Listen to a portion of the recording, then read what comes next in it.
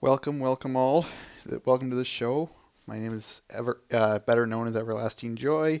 Welcome to Babble with Bronies. Glad everyone's here today, despite the convention, which I'm sure y'all are probably wanting to talk about and whatnot. But we'll get to that in a second here. Anyway, let's get the show started, shall we? I know y'all want to talk about um, episode predictions, and we'll get to that. So yeah, VIFX, that's what I'm referring to. EQLA. What was I going to say? Oh yes, um, we're going to get to episode predictions. So I promise you that. Trig. That was such a good parody. All right, let's get started with the news as per the norm. They released season 3, episode four's episode synopsis. Pulling it up here. I would have decided to go with EQD this time. I don't know why either.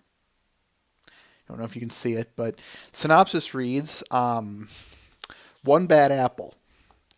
The Cutie Mark Crusaders are crushed when Apple Bloom's cousin, Babs Seed, yeah, get it, rejects their invitation to become a fellow Crusader and instead becomes a bully determined to make their lives miserable. I'm going to call this one right now, folks. Anyone ever seen Diamond Tiara and Babs Seed beat the ever-living garbage out of each other? Because I would love that. I really would.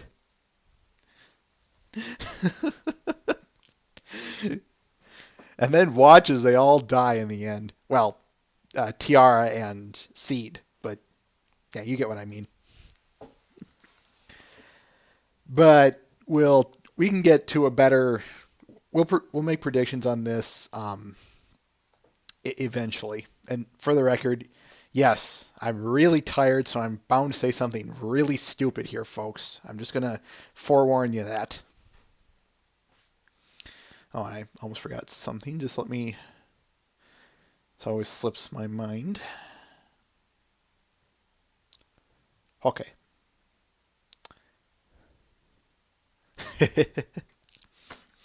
Anyway, in other news, the lottery on Brony State was held Friday, so we got the movies. A movie for next week. That's the 9th and the 10th. A movie is How to Train Your Dragon. Pony 1 episode is Suited for Success. B movie is The Jetsons movie. And Pony 2 is The Ticketmaster. So if you're, for those of you who don't know, while the main show is on Friday, there's an encore on Saturday. But Brony State is someone you can find their website on our People We Support page.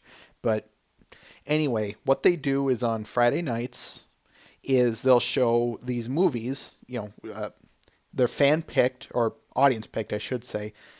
You enter in via their newsletter. They send you a link to this to place your vote onto what episode you want, or what episode and 2 movies they pick. They then hold the lottery on either Friday or Saturday. They alternate each week. And then the following week, they watch those movies. So this week, we're watching, as I said, Be There at 7 o'clock Eastern Standard Time. They also stream a lot of other good stuff. Look into them. I highly recommend them. BronyState.net. Mr. Ben, I was hoping no one would bring that up because I have absolutely no care to talk about that. So if anyone brings that up, I am going to kick you.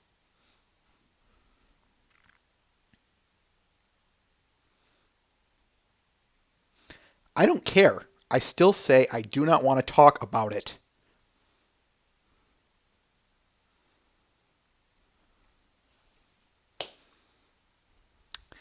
Anyway, speaking of Brony State, Super Brony 64 is at EQLA. And he's covering it pretty much almost literally Well, okay, not literally, but very much so. We are going to I'll get he has a Twitter page set up and a YouTube page. Let me bring up the Twitter page, and I'll of course give it to you. Twitter.com/ConCrusaders. What like I said, if you're interested in this stuff or getting it covered, check this out. He has pretty much up to the minute points on or up to the minute updates on what's going on. So if you're really looking into if you're into following the convention, but you aren't watching the stream for whatever reason, check him out. And as far as I know, he is streaming some stuff. Why do I say that? Because check out his YouTube page.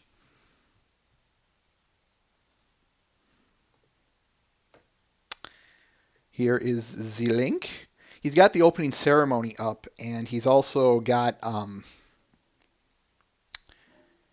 the opening ceremony up, and I'm assuming he's going to bring more. So check him out, subscribe, follow him, all that fun jazz if you're interested in following this stuff. Also, I will note that they are streaming it live on Everfree Radio, so you can check it out there live. Or of course, like I said, just follow Super Brony. Since he's there, since we're affiliated with them, I'm going to give my support to Super Brony. We have a few things I want to bring up here. Just one journal entry again from Inky Notebook. There we go. Basically, it's just an update. She lives in New York City, and of course, as we all know, it was affected by that hurricane recently, by the name of Sandra. And she's just given an update. There's not much. It's mostly just a personal journal. But what I'm trying to say is she's fine. It doesn't sound like everyone associated with her is though. But if you want an update on her, this is the latest. Just my job to do that. Agreed, Vifex. And why not? Everyone wish a happy birthday to Vifex. It was his birthday yesterday. Happy birthday, Vifex.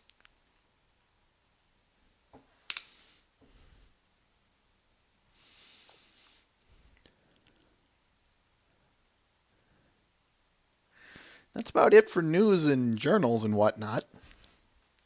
So let's move on to the art, shall we? I kind of want to start with the art first. Okay, we've got, like I said, we don't have too much in terms of content this week, not only because there wasn't that much, but I wanted to keep it light. So it actually worked out beautifully. All right, first one, we'll start with Citra. By the way, I want to say Citra is at EQLA. He's selling some stuff. He's also got, he also has, how do I want to put this? Some free bookmarks he's giving out. That's what I wanted to say.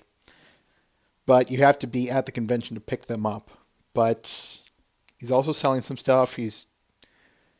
That's about all I really know in terms of what he is up to. However, we also do want to give our shout out, the Babble with Bronies entity, want to give a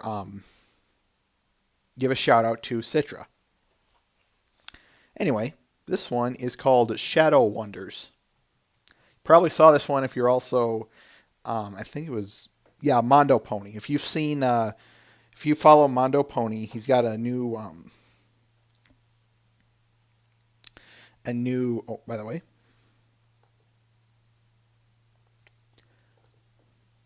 Z-Link.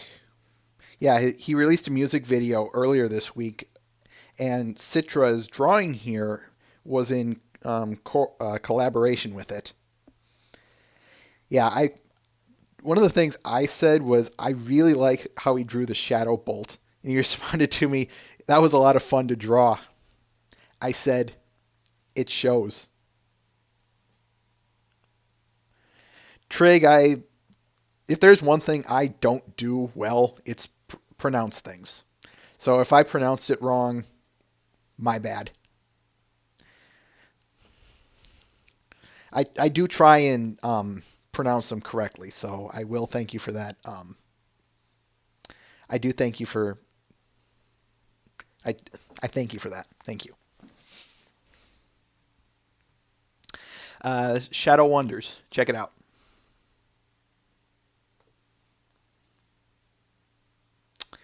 Next one is by an old, by another. That's all from Citra. This next one is from Gray Radian, called Pinkie Pie ACEO. I'm not sure, but it's Pinkie Pie drawing. Who would ever come up? There we go. Yeah, Death Pony. I know you're jumping a little bit. The link?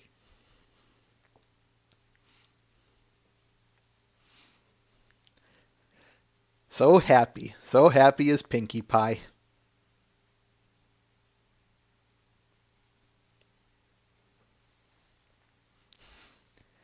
I figured you did, Death Pony.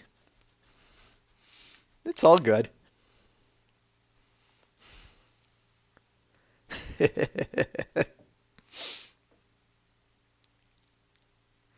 Pinkie Pie ACEO by Gray Radian.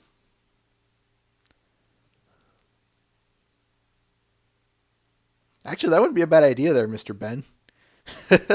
Or if anything, just to draw her in a suit. We got the Twilight. We got Twilight and her groups muscling in on our territory. Let's take them out.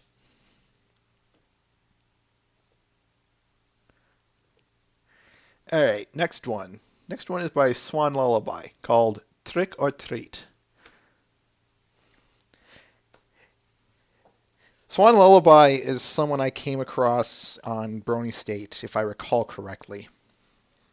I've been watching him for a while now, and this is easily one of his best pieces he's come out with in a long, or I'd say it's his best one to date, as a matter of fact. Yeah, Pinkie Pie giving candy to herself.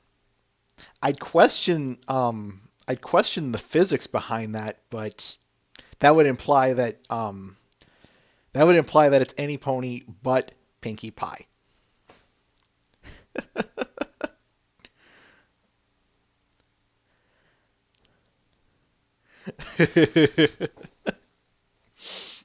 Good stuff. Good stuff. Again, one of the things I really want to make mention is he's gotten so much better. Check out some of his work and you'll see what I mean. So, Trick or Treat by Swan Lullaby. Speaking of which, we've got a boatload of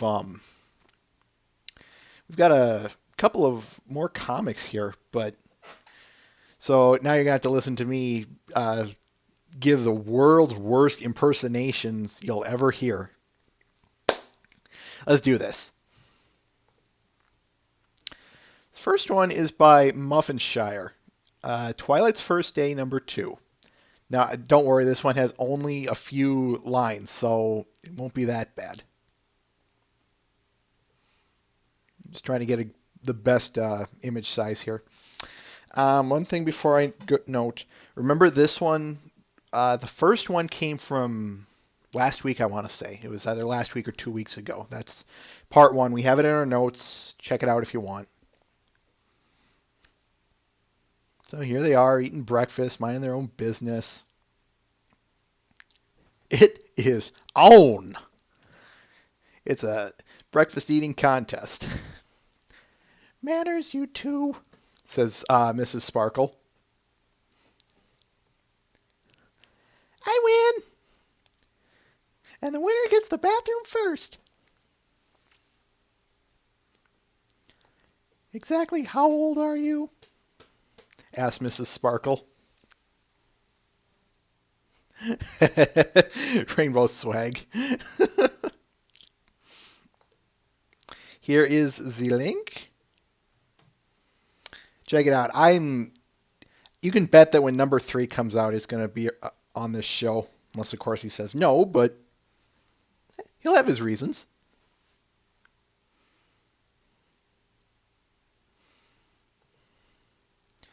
Personally, it's just a really cute comic. Death, you're hitting the nail on the head here. You really are.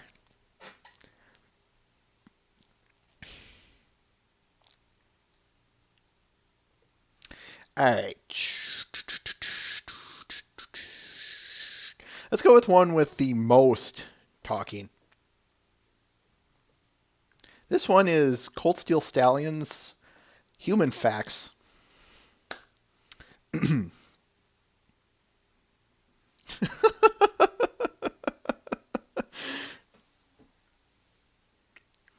Yes, I did, Mr. Ben.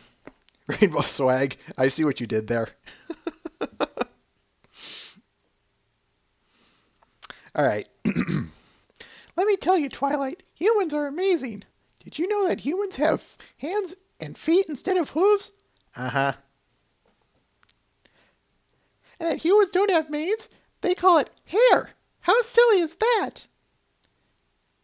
Did you know that in some cultures, some human cultures, ponies are a delicacy? I don't like humans anymore.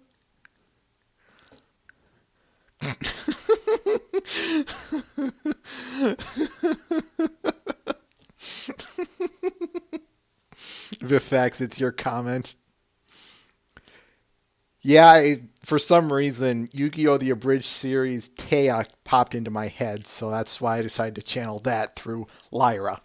I don't know why. I don't care. Given how, Mr. Ben, given how wide a range Bon Bon's voice is, why not? Oh, good stuff. See, this is the fun of doing this show is I get to do this kind of stuff, and then I get to and then I have you guys in the audience giving me silly but well-mean jabs. I don't hate that, not one bit.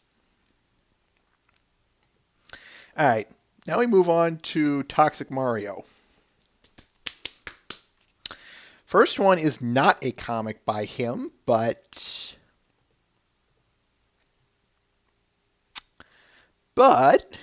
he's finally getting some Wereluna out.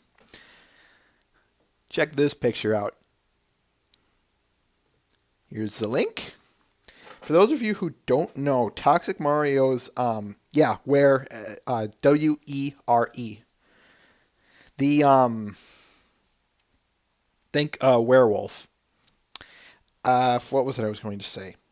He's been running this idea for about a year now, and he's been kind of hinting at it if you've been following him. So he finally released something in regards to it, which I think is great. It's one other thing. I'll pull it up on the description here.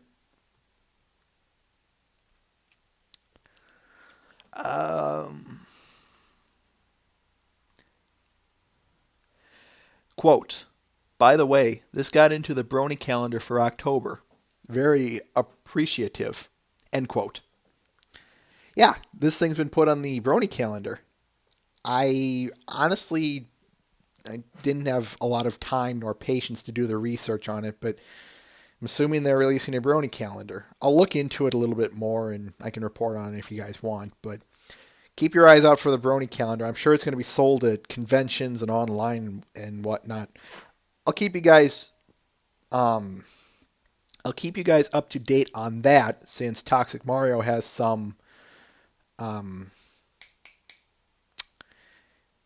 something to do with it. But to this, I have to say, hot diggity dog, Tox, you drew her wonderfully. And I really like the wings.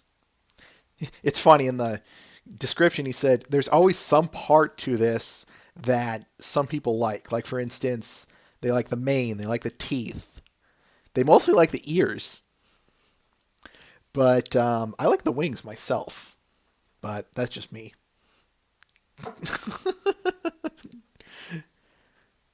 There's a hint I could give to you, or a fact I could give your rainbow swag, but I can't for the sake of decency. And finally, we wrap this up the art part of it, I should say. I'll tell you after the show. Sweet Dreams by Toxic Mario. Sorry. It's a silent comic, so I'm just going to have you... I'll just scroll through and you guys can look at the pictures.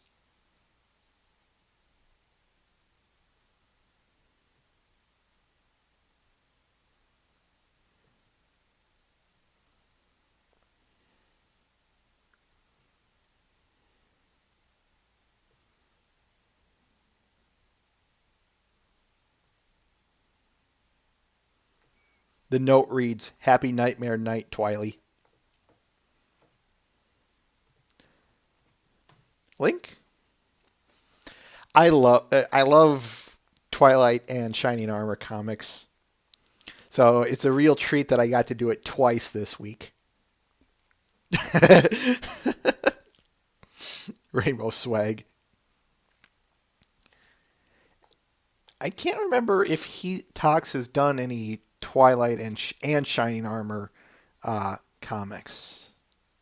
But what I will say is this is one of my personal favorites of his. I always like it when he does DAW comics. He knows how to hit the nail on the head. All right, on to the videos, shall we?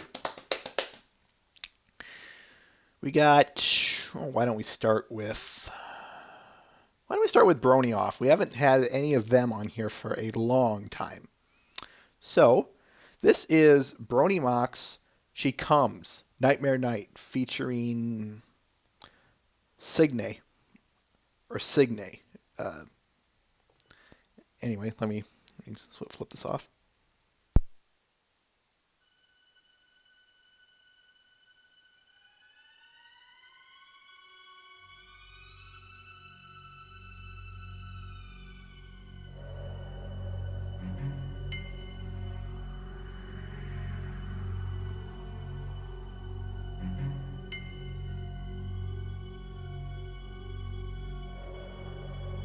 Tis a somber night in BwB.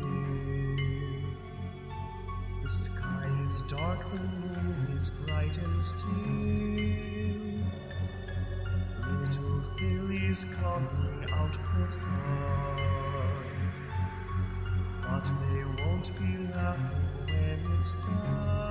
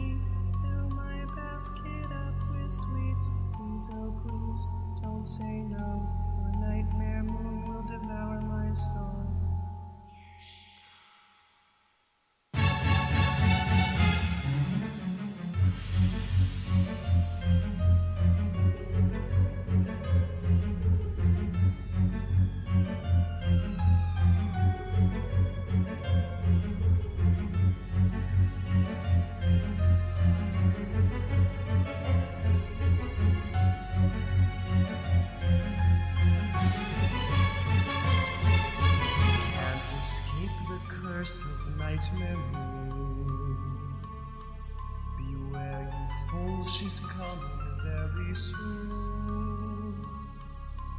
Nightmare moon demands a sacrifice. With your candy you must pay the price.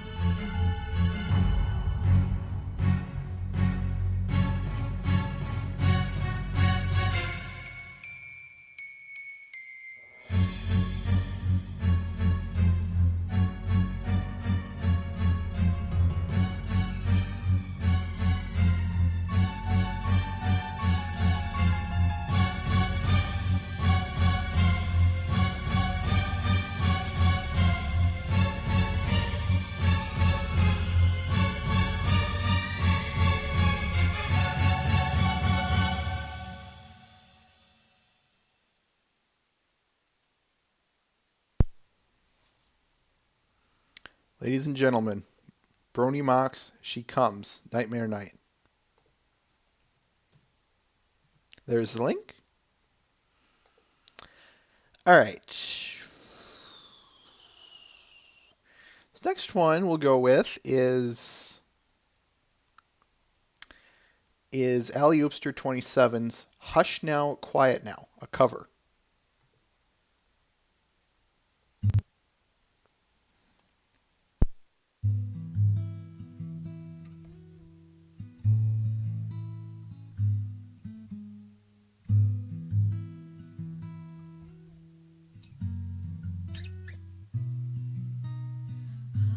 Hush now, quiet now, it's time to lay your sleepy head. Hush now, quiet now, it's time to go to bed. Drifting off to sleep with exciting days behind you. Drifting off to sleep with the joy of dreamland find you.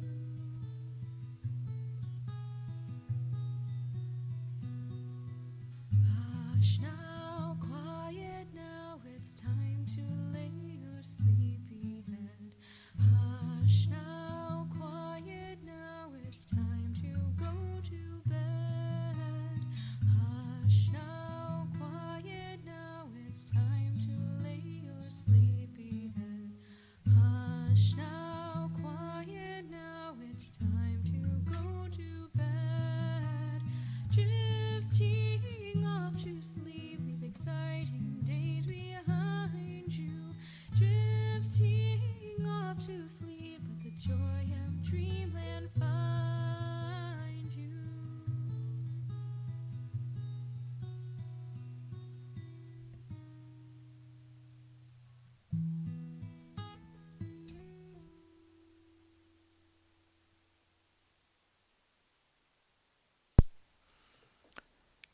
Ali Oopster 27's Hush Now, Quiet Now, cover.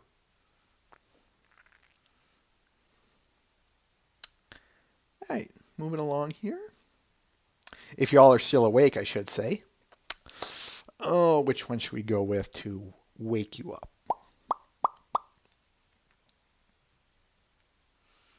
Oh, okay, I know which one.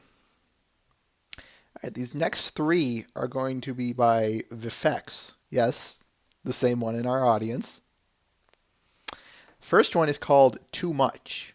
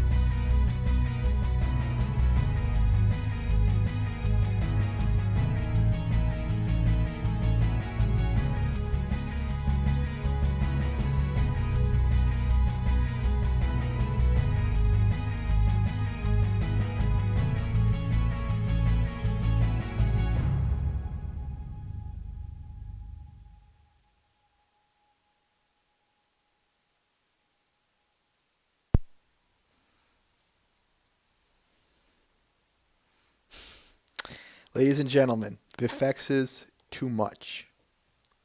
I gotta say, I really like the bass behind this one, Vifx. Really strong, really forward pushing. I love songs that do that.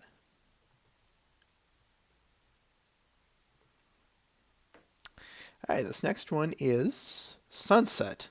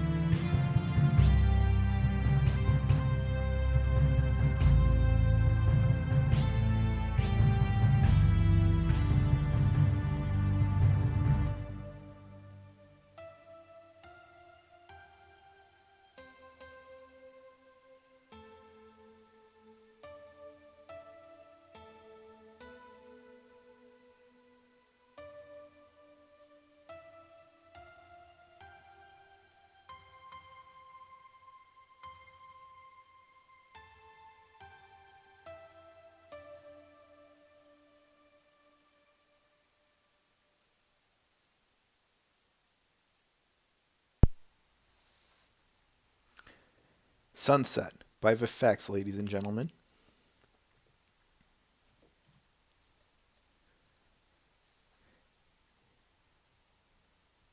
The next one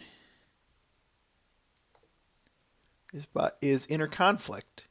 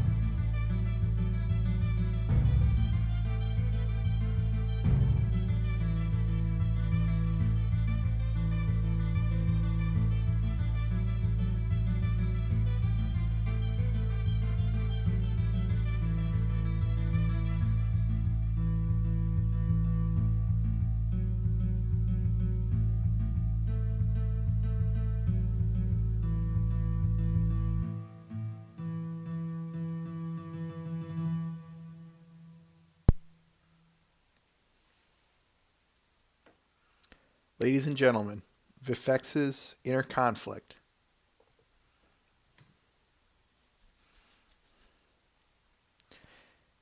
Find that especially appropriate given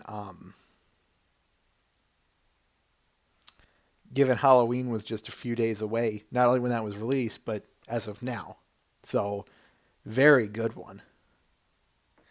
All right, this next one I swear is I don't know if it's going to put you guys to sleep again or what. So I kind of want to say this one for last, but I'll um I'll play it anyway, or I'm going to play it now, I should say.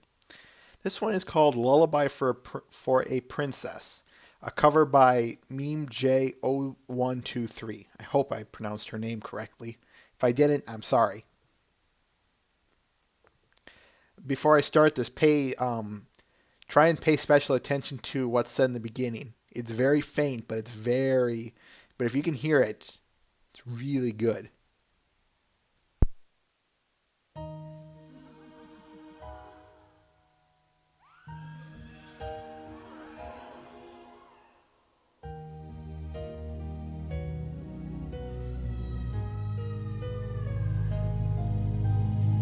Fate has been cruel and order unkind. How can I have sent you away? The blame was my own, the punishment yours, the harmony silent today. But into the stillness I'll bring you a song, and I will your company keep till your tired eyes and my lullabies have carried you softly to sleep.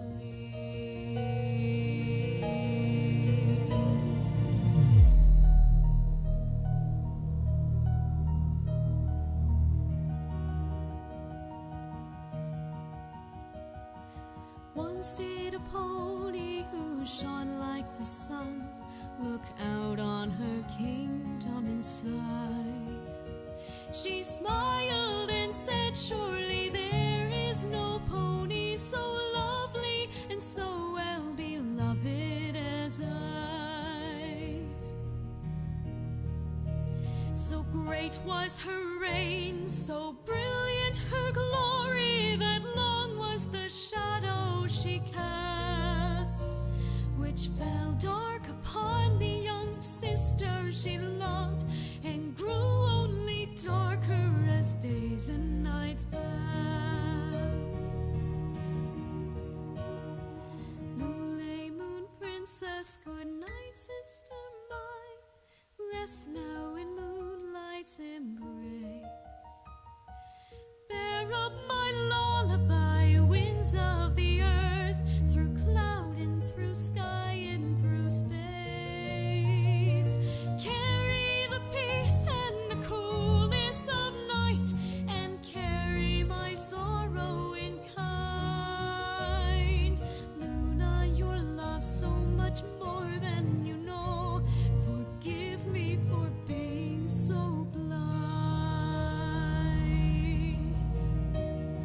Soon did that pony take notice that others did not give her sister her due, and neither had she loved her as she deserved. She watched as her sister's unhappiness grew. But such is the way of the limelight, it sweetly takes hold of the mind of its host. And that foolish pony did nothing to stop the destruction of one who had needed her most. Lule moon princess, good night, sister mine. Rest now in moonlight's embrace. Bear up my lullaby, winds of the earth, through cloud and through sky and through space. Carry the peace and the coolness of night, and carry my sorrow in kind.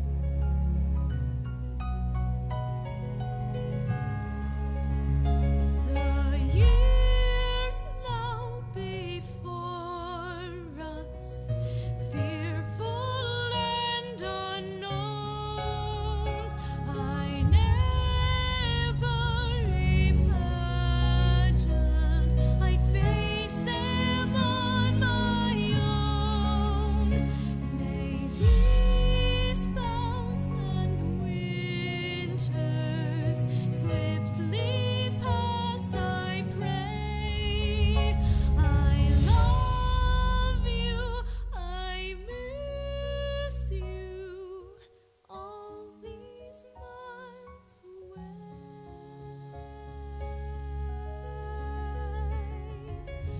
May all your dreams be sweet tonight,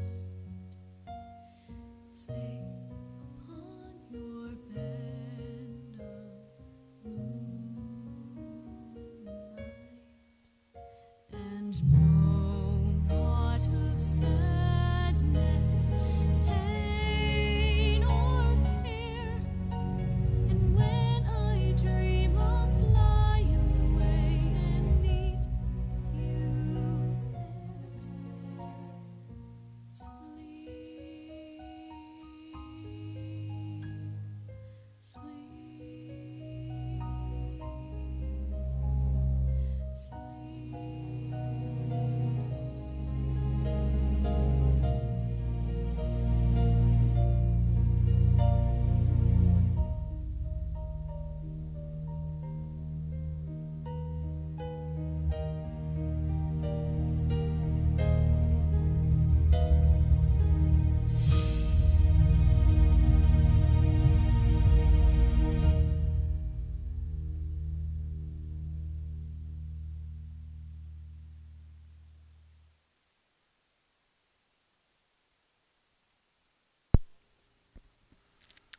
Lullaby for a Princess, cover by Meme J.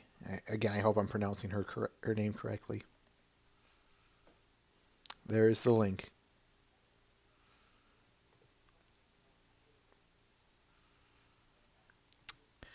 And this last one is Octavia's Symphony Number 3 by Mpingri, or Mpingri 1. Hard to pronounce. I apologize for that.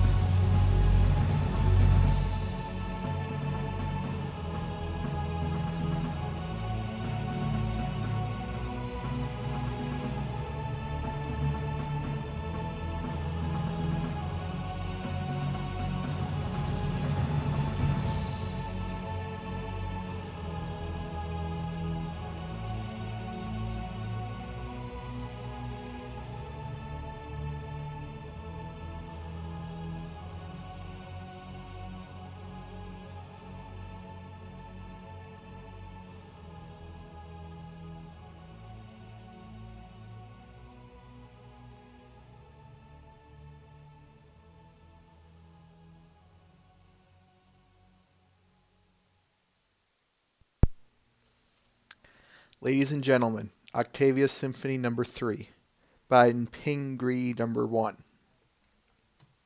There's the link. All right.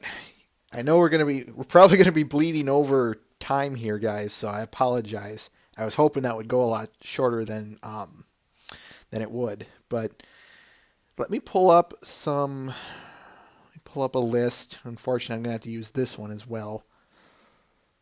Let's see what I can get here. Here we go. Now I'm using the an old one from Equestria Mega Thread here. This is the one I actually wanted to use, but it's going to be a little bit. We already have synopsises for episodes 1, 2, 3, and 4. We'll talk about 3, 4, 5, and beyond. Okay, so we'll start with the first episode, or the episode 3, I should say. We'll start with at the beginning, episode 3. What do you guys have in terms of predictions and thoughts about Too Many Pinkie Pies?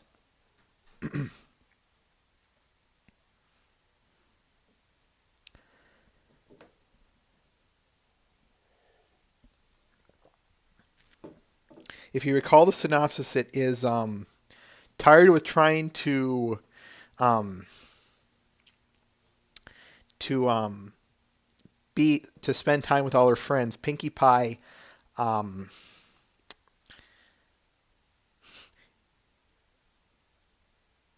everyone, I'm reading the chat. I apologize. Anyway, as I said, the synopsis for episode 3 is um, fed up with trying to spend time with all her friends. Pinkie Pie uses a magic mirror to clone herself.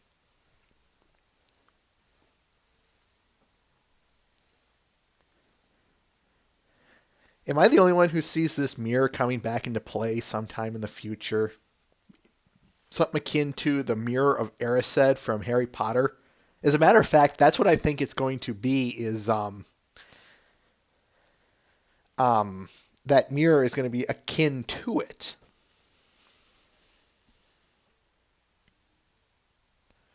Mr. Ben. Take care of effects.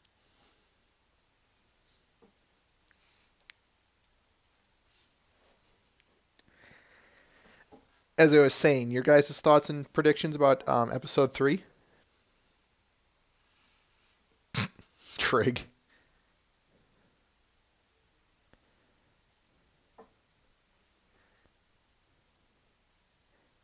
Okay, fair enough.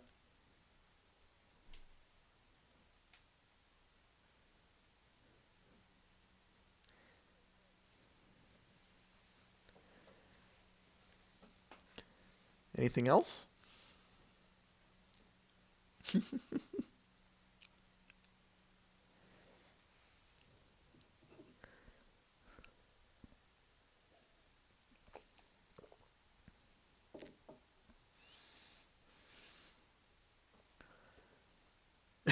Mr. Ben.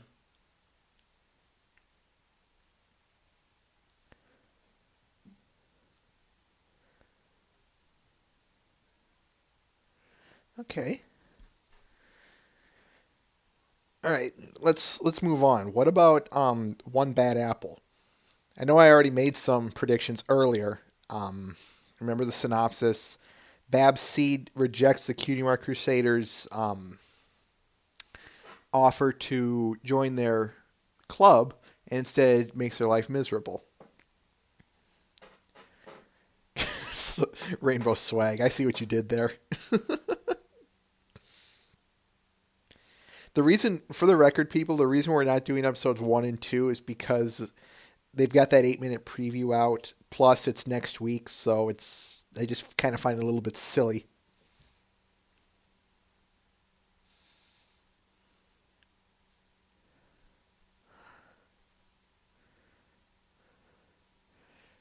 Oof. That's going to suck, Mr. Ben. I'll bring up that synopsis again for episode 4. Give me a sec here.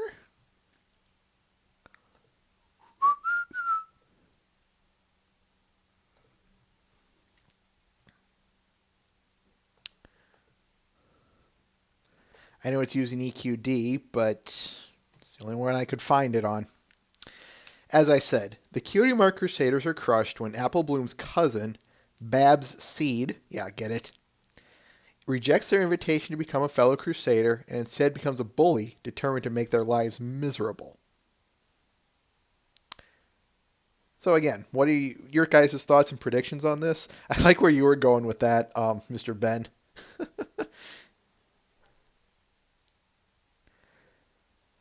I'm wondering if they're bringing seeds in here, or seed, I should say. It's Babs Seed.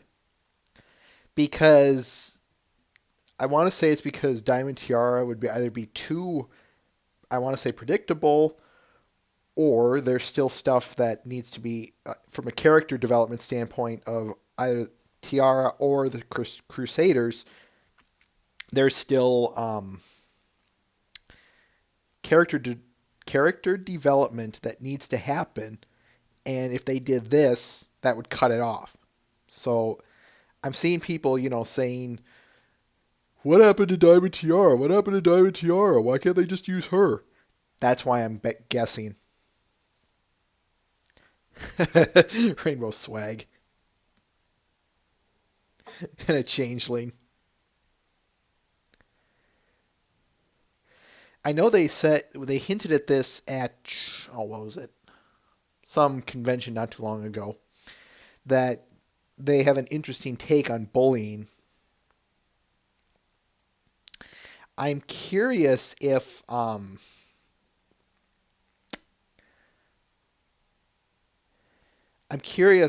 they said something akin to they have a unique way of handling it. So I'm curious how that's going to be handled. But I honestly don't know at this point. I mean, I trust them. I trust them, as I've always said, that they'll make something of quality. They won't sink to the lowest common denominator here. But who knows?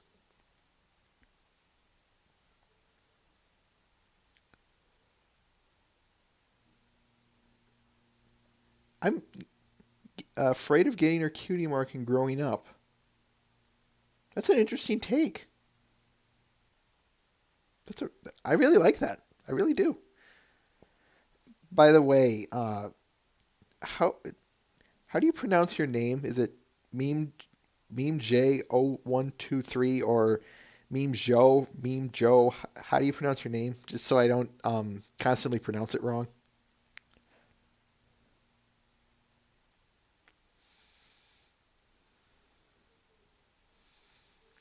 Thank you. But yeah, that's a.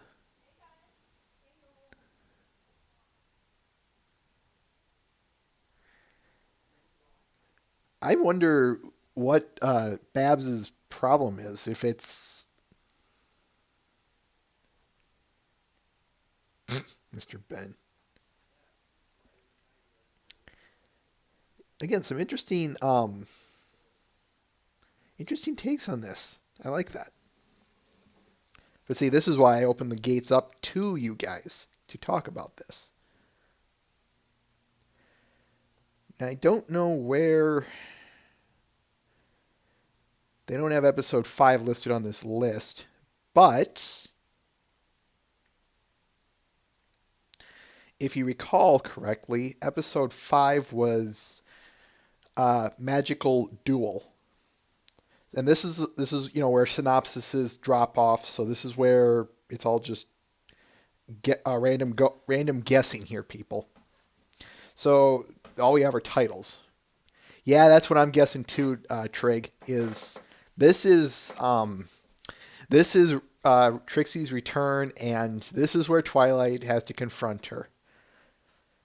What I'm hoping for is, I know you guys haven't been here, but I'm curious if it's going to be some kind of revenge story or revenge and redemption.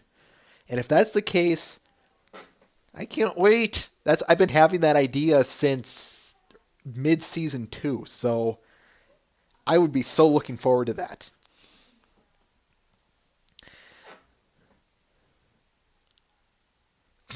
Duet, not duel. Magical duel. Okay, I can see how it's an accent. It's going to be an accent thing easily.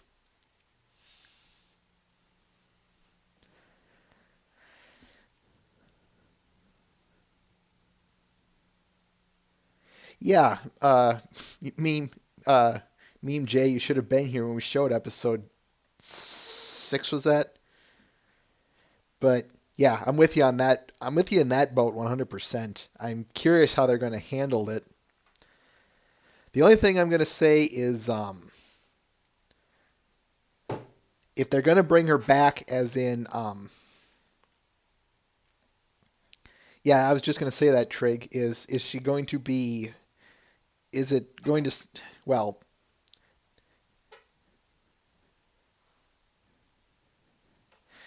how do I want to put this? They when it comes to this fandom, I find with Trixie, you either really like her or you really hate her.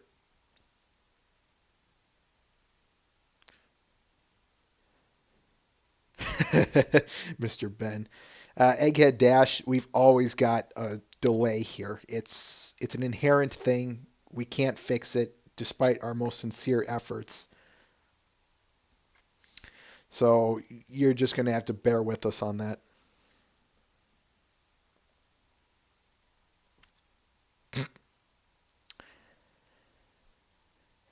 All right, next episode. Sleepless in Ponyville. Obviously a play on Sleepless in Seattle, but beyond that, I have nothing to really say. Do any of you guys have any things to say about that?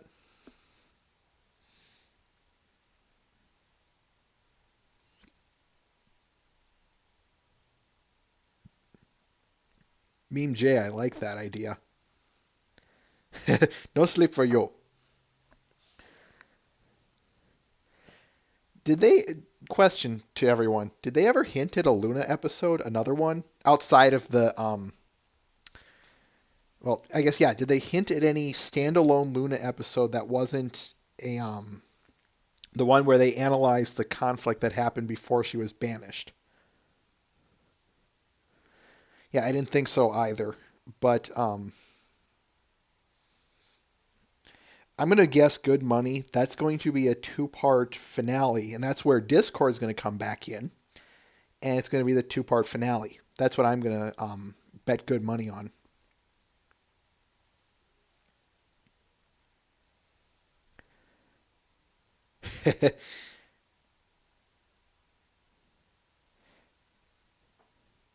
Yeah, they really did. I don't remember where exactly, but I should have guessed. Yeah, they did make mention that they would analyze the conflict a lot deeper than what they gave us in episode 1. So, um, was BronyCon was in July. I guess um they might have mentioned it there.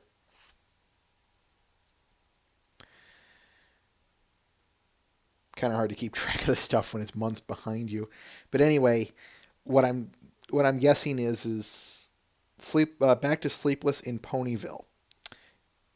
Do you guys have anything to mention on it?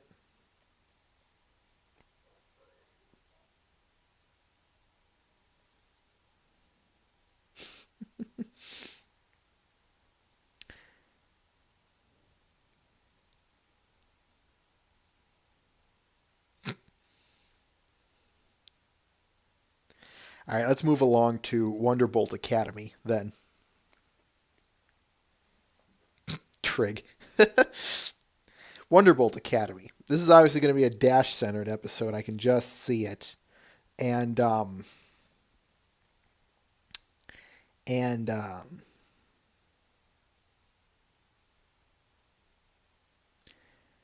I'm guessing it's going to be she has the opportunity to join, but is reminded of what she has, and she gets, she knows she's going to lose it all, and she would rather not, or at least not yet.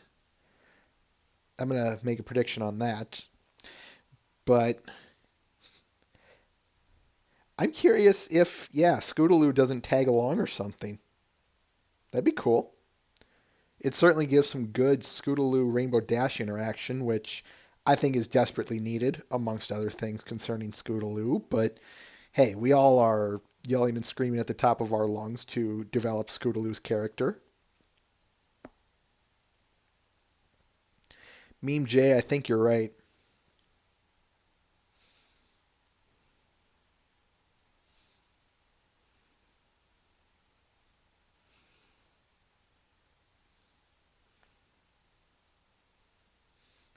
Mr. Ben. Sorry, Mem J, like that.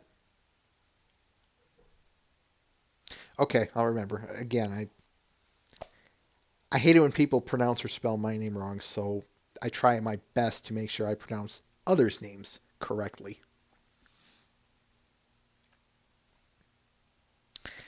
As I was saying, anything you guys want to add about Wonderbolt Academy?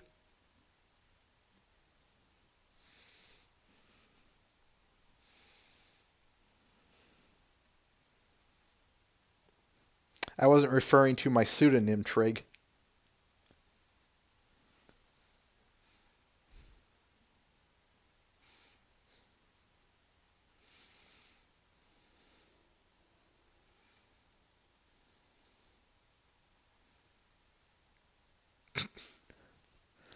I would just, Mr. Ben, now that you mention it, I can just see it. There's going to be a small crowd, or anywhere between maybe like 5 or more ponies looking to get into the Wonderbolt Academy. And Derpy's going to be in that audience. Why? Because, they love to insert her in the oddest of places. But I'd be fine with that. You know why? Because they would do that just to say, hi, bronies. Shoot, I would be more disappointed if they don't do that, to be honest with you.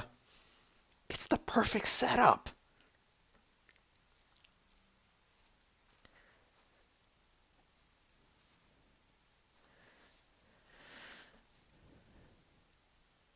MemJ. I'm guessing they won't. I'm guessing that's exactly what they're going to do, and it's for that very reason that it's essentially taking her out of the equation, which is silly. Why would you do that? And finally, onto the last of the episode, or the last of the scripted ones, the ones that we know the titles to, or at least by rumors we do. Apple Family Reunion. Folks, I'm just going to say this one for poops and giggles here. You guys ever go to the extended family Christmas party? That's what this episode's going to be. It's going to be and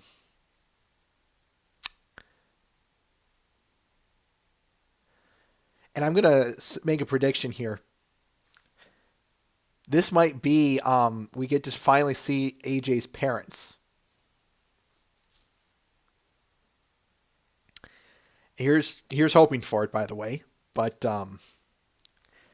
finally we could say, yeah, we now know. Well, that got really dark really quick, Mr. Ben. I think if I recall right, they said they wouldn't have them die because it'd be too sad, which I find pretty pathetic because guess what? There are kids out there with dead parents. No, not Batman. Don't, I mean for real here, people. But whether it be one parent or two, the point I'm trying to make is there are kids out there with that problem. Imagine having AJ with a dead parent or two, in which some in which the point I'm trying to make is they can then relate to or relate to her, I should say. That's exactly what I'm trying. Or yeah, MemJ, you're hitting the nail on the head here. If anything, it would certainly be a good. It would be a great episode, just because. Guess what? There's a lot of pain in this world, a lot of grief, and we'll get to some of this more when we get into episode 3. But we'll get there when we get, or season 2. That's what I tried to say. We'll talk more about this when we get into season 2 because there's a lot more, better, some better and darker imagery in that respect. But we'll get there when we get there. But yes, you're absolutely right, MemJ, that a good episode would include some of this grief.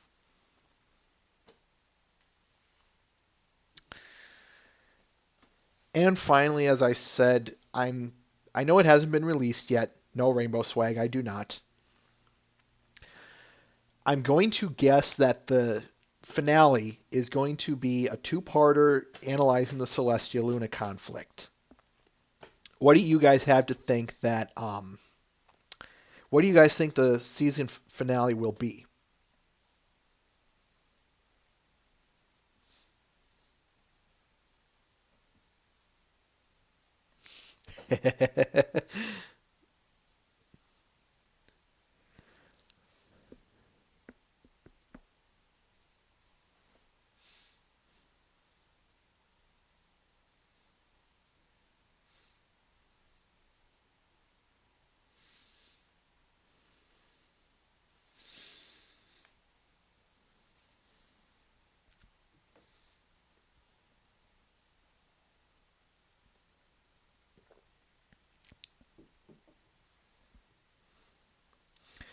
Swag, that was hinted at a voice actor panel at one of the conventions. I can't remember which one, but it has been. I'll say hinted at, but that's the best I can say. Let me rephrase that. That's the best I can say in which I have personal knowledge of it.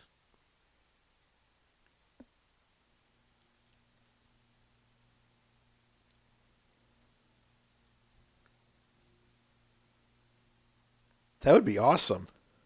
Celestia and or Luna singing.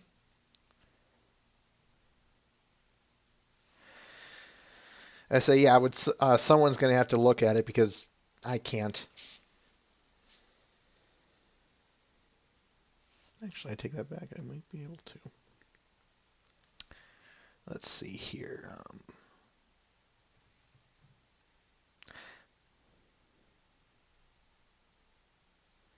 It would probably be a flashback episode, Mr. Ben.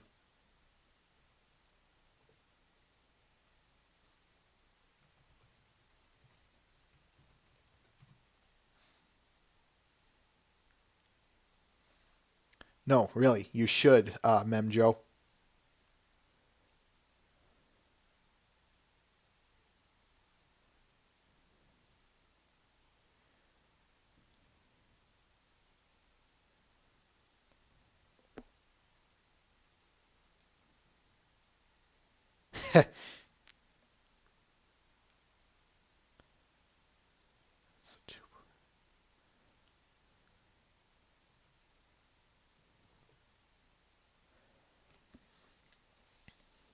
Yeah, that's what I'm gonna. That's what I predicted.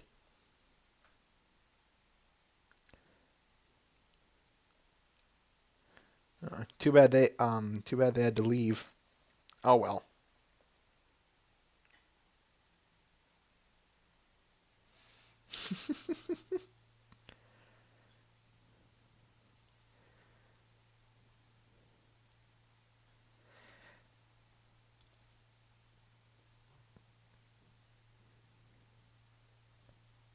All right.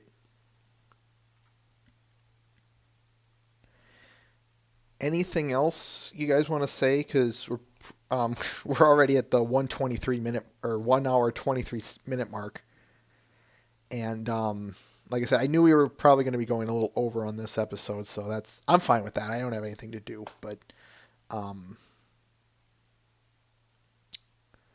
but I would like to keep moving. So if you guys have any final thoughts about episode predictions, I don't care which episode. Feel free to chime in now, or we're gonna move on.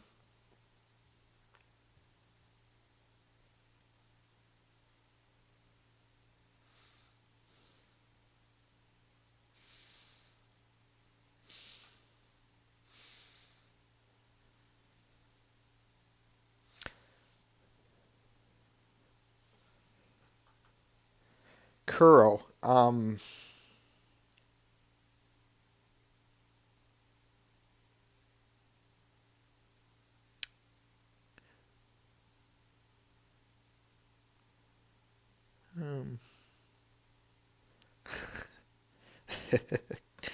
I guess I don't have anything to say to that. I'm sorry.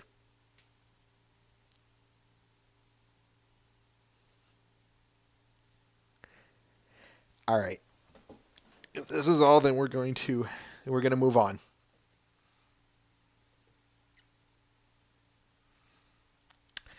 You wanted ponies? I got your ponies. Here we go.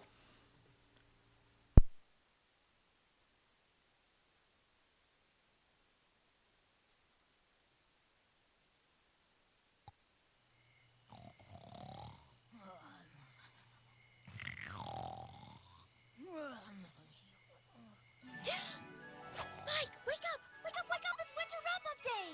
Huh? Mommy? Winter wrap-up! You're not Mommy. Spike, the first day of spring is tomorrow, so every pony in Ponyville needs to clean up winter. Now help me get ready! Clean up winter? Who cleans up winter? Don't they just use magic to change the seasons like we do in Canterlot? No, Spike.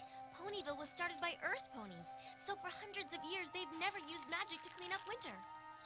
It's traditional. It's ridiculous. No magic. Puh. Okay, let's see. Scarf, check. Saddle, check. Boots, check. Spike refusing to get up and going back to sleep? Check. It's a good thing I'm so organized. I'm ready. Bright and early. Oh, maybe a little too early. My little pony, my little pony. Ah, my little pony. I used to wonder what friendship could be. My little pony. Until you all shared its magic with me. Big adventure, tons of fun. A beautiful heart, faithful and strong. Sharing kindness, it's an easy feat. And magic makes it all complete. You have mine. Do you know you're all my very best friends?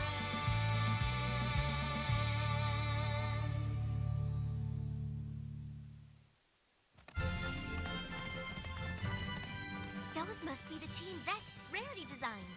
Blue for the weather team, green for the plant team, and tan for the animal team. I wonder which team vest I'll be wearing. I'll take a blue vest. The same color as my blankie, which I think I hear calling my name. Spike! Spike! Come to bed! Ugh, it's too early. Thank you, every pony, for being here bright and early. We need every single pony's help to wrap up winter and bring in spring. Now, all of you have your vests and have been assigned to your teams. So let's do even better than last year and have the quickest winter wrap-up ever! Oh, this is so exciting. All right, every pony, find your team leader and let's get galloping. Oh gosh, where should I go? I'm not sure where I'd fit in. What exactly does every pony do? 3 months of winter coolness and awesome holidays. We've kept our hoofsies warm at home, time off from work to play. But the food we've stored is running out, and we can't grow in this cold. And even though I love my boots, clothes, this fashion's getting old.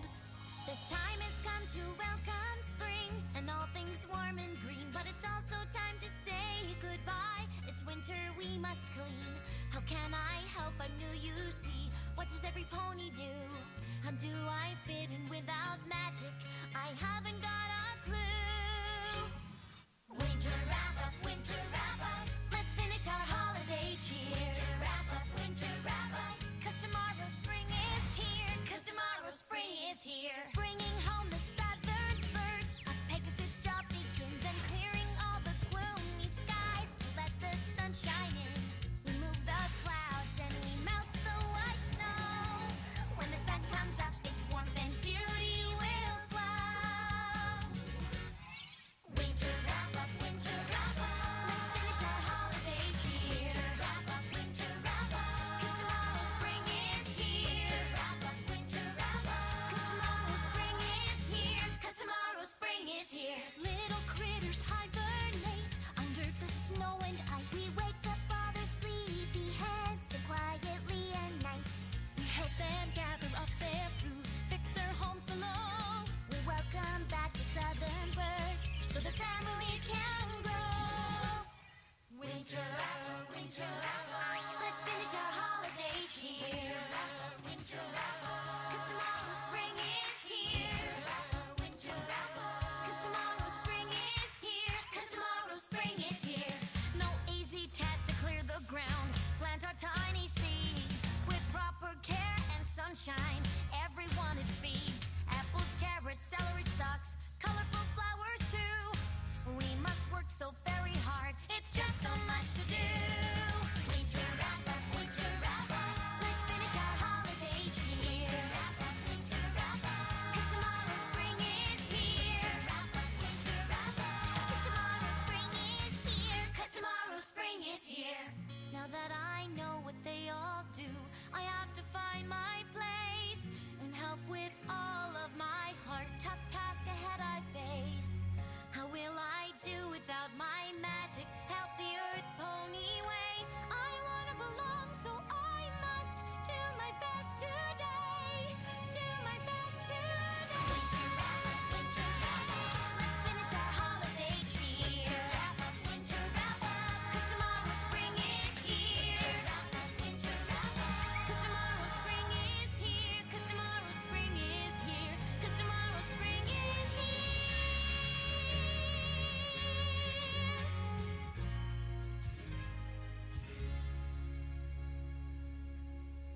Every pony belongs to a team. What should I do? Where should I go? All right, team, you're cleared for takeoff. Rainbow Dash. Oh, hey, Twilight, what's up?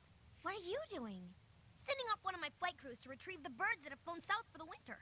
Oh, can I help? How about if I help clear out the clouds? Right. No wings. Sorry, Twilight. Great. Now what do we do? I don't know about you, but I'm gonna be nappy. Come on, Spike. This is serious business. Winter needs to be wrapped up, and I'm determined to do my part. Somehow.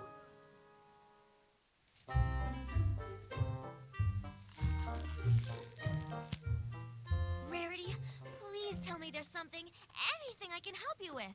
Well, how would you like to help create Ponyville's finest bird's nests? Birds' nests? Why, yes. When the weather team guides the birds back north for the spring, they'll need a place to live and lay their eggs. Wow, Rarity, that one's really beautiful.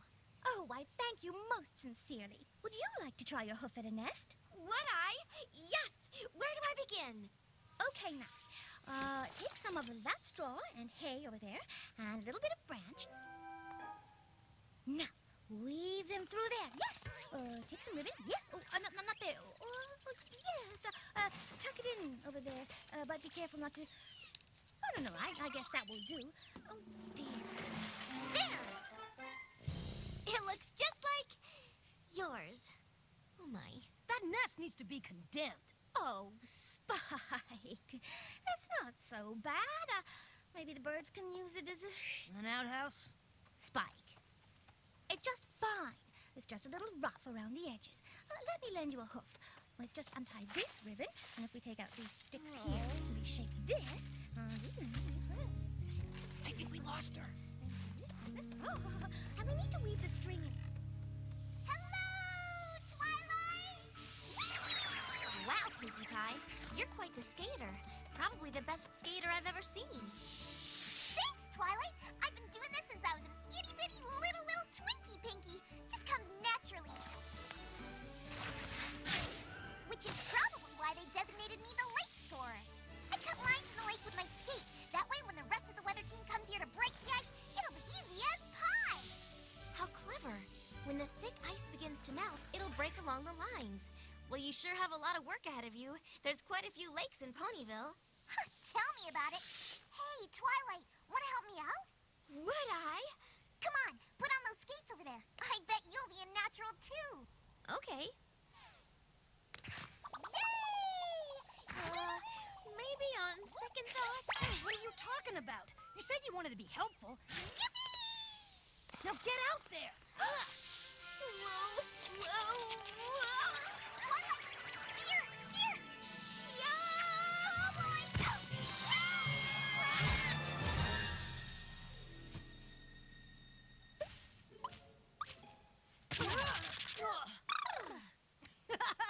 You are a natural, Twilight! A natural disaster!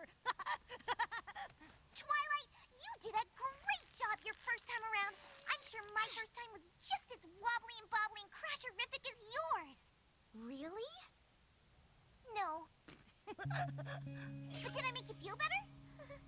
Yeah, I guess. I bet you'll be super awesome at something that keeps your hooves on the ground. I know. Fluttershy could probably use your help with the critters. Well, I'm pretty good with little animals. Yeah, I'll go help her. It's, that away. Yeah!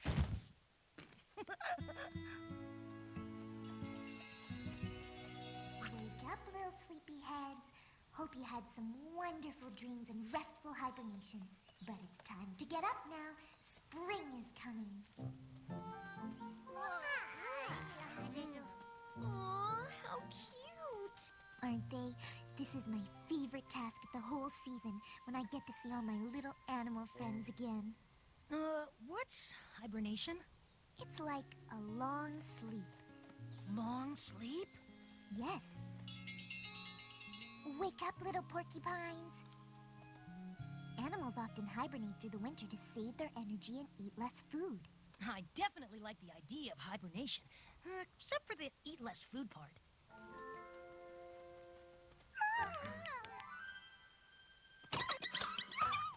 Oh, but just look at all these warrens and dens. I'm worried that I won't be able to wake up every animal before spring comes. Well, I'll help Fluttershy. Oh, you will? Oh, that would be wonderful. Okay, let's start there. Hello! Wake up, little friends. Wherever you are, spring is coming. I wonder which cute little furry creatures I've awoken. Ah, snakes! Snakes!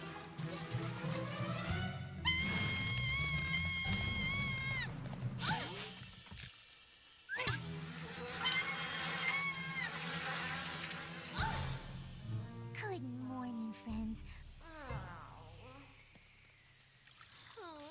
All this winter wrap-up stuff is a lot harder than it looks. Right, because there's no magic. Why don't you just use magic, Twilight, and get it done the right way? No, Spike. I have to do it the traditional way. Ponyville has never needed magic to wrap up winter. Well, they never had you here before either. Think of how much quicker they can wrap up winter with your magic. No, no, no! I'm gonna find some other way that I can help out if it kills me. Keep pushing, Caramel. That's it, Bumpkin. I know it's hard work, but you guys are doing great. Yee-haw! Hey, Applejack. How's everything going? Oh, just dandy. A little slow starting, but peachy all the same. There's a lot of ground to clear, you hear? We can't even start the planting and the watering until we get all this heap of snow hightailed out of here. Well, I'd like to help. Well, I don't know, Twilight. Just give me a chance.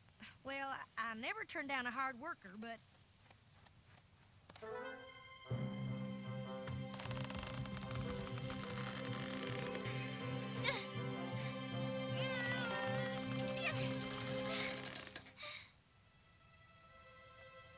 Think of how much quicker they could wrap up winter with your magic.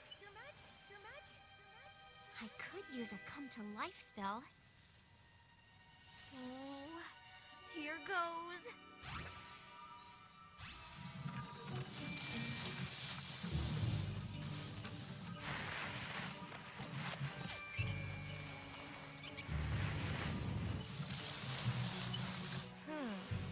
She's awful strong for such a little pony.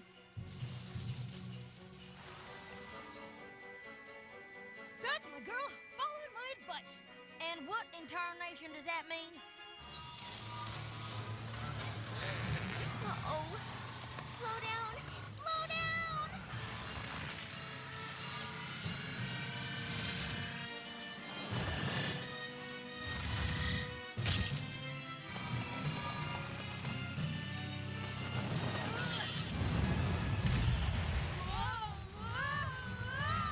What's going on?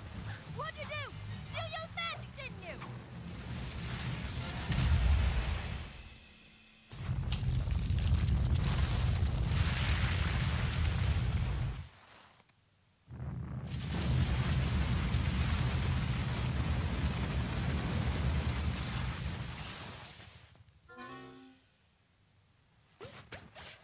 Nuts, Twilight. You use magic. The nerve! Can you believe her? That's not how we do it round here, Twilight. And especially not on my farm. Well, see, I just wanted to... Oh!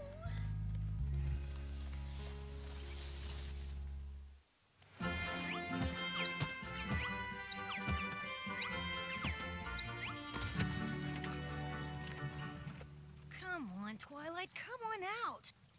I'm a winter mess-up. Well, you're good at a lot of things, just not nest making. Ice skating, animal waking, snow clearing. Thanks a lot for making me feel so much better. That's what I'm here for, sister. Rainbow Dash, y'all on the weather team need to melt the rest of this snow here on the ground and the trees pronto. Got it! You can't. My poor little animals' homes will get flooded if the snow melts too fast. Got it? I'm telling you, Rainbow, you gotta melt that snow now. No, you simply must wait. Okay, go! Stop! Go! Stop! Go! Stop! Ugh! Make up your minds! Oh, what in Equestria are all you arguing about? This sort of silliness is why we were late for spring last year, and the year before that, and the year before that. Did she say late? I was hoping my amazingly inspirational speech would urge everyone to do better than last year. But now it looks like we're going to be later than ever.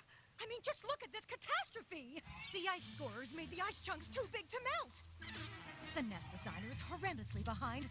We need several hundred, and she's only made one. And don't get me started on all the clouds still in the sky, the icicles in the trees. Oh, this isn't good. Not at all. And it's gonna be all to pieces disastrous if we can't get our seeds all planted. Chillax, Applejack. We're busting our chops as fast as we can. No, not fast. You have to wake animals slowly. AJ? Oh, good gravy.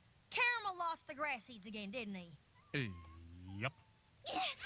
Ditsy Doo accidentally went north to get the southern birds. Oh, that featherbrain! Didn't she learn her lesson last year when she went west? What do you want me to do? That's the way it's been done for this whole year. Stop this at once! We don't have time to argue! It's almost sundown. Spring is going to be late again. Another year of scandal and shame. If only we could be more organized. Spike, get my checklist and clipboard. Stat! Yes, ma'am. Stop, every pony! No, really. No, I've been Stop! all this time. This is not gonna work out. Sorry. I know you all want to complete your jobs on time, but arguing is no way to go about it. What you need is organization, and I'm just the pony for the job.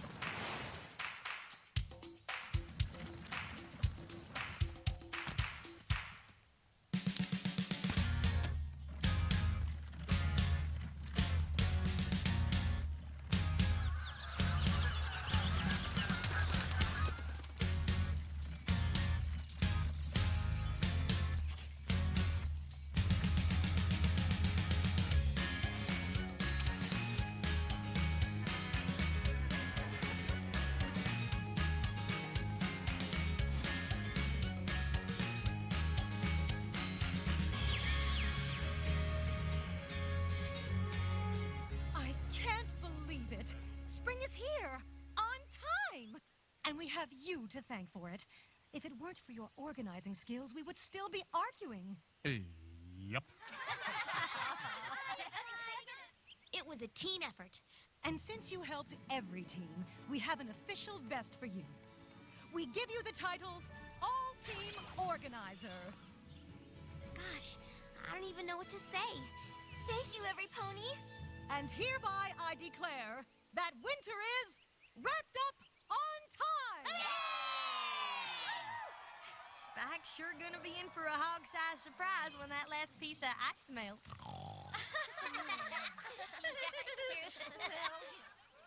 Dear Princess Celestia, Winter Wrap-Up was one of the most special things I've ever been a part of here in Ponyville.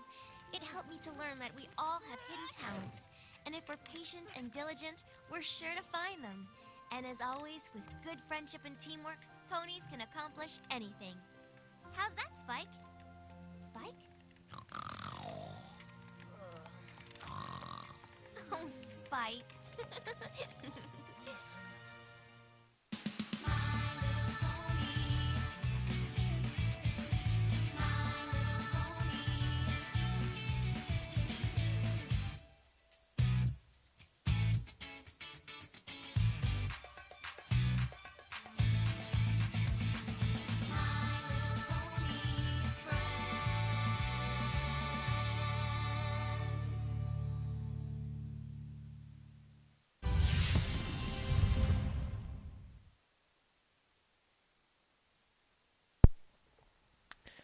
Ladies and gentlemen, winter wrap up. So, initial comments. What do you guys think on a general basis?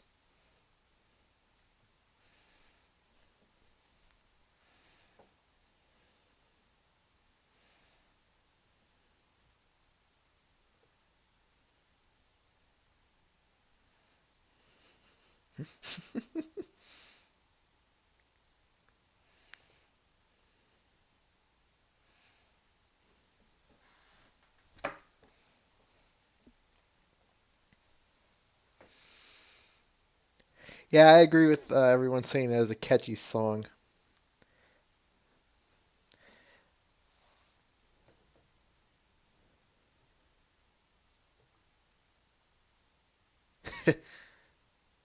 Thanks, Rainbow. All right.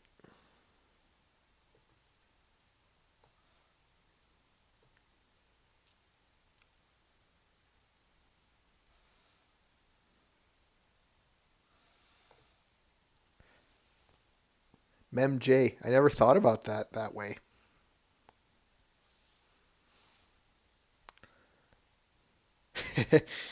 Robot Bob.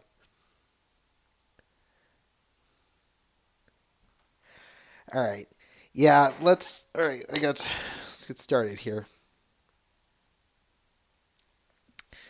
Yeah, this song is without a doubt the most prominent thing about this episode. It's there's a reason I call this episode, and there are a couple others like it, a musical episode. Why? To make a musical episode is excuse me. To make a musical episode, what you have to have are three things. Well, actually, just two. The song has to be at least 2.5 minutes long. That's what I tend to categorize as a major song in this episode. A minor song would be something like "Singing Telegram" or something like that. Just think like that. But a major song would be "Smile, Smile, Smile," "Pony Every Pony Should Know," or in this case, "Winter Wrap Up." Yeah, "Suited for Success" would also be a major song. And what happens is in a musical episode, the song is so good, you often, and here's part two, you oftentimes, more than not, end up forgetting the rest of the episode. Please, folks, tell me that you remember much of this episode outside of the song, and be truthful.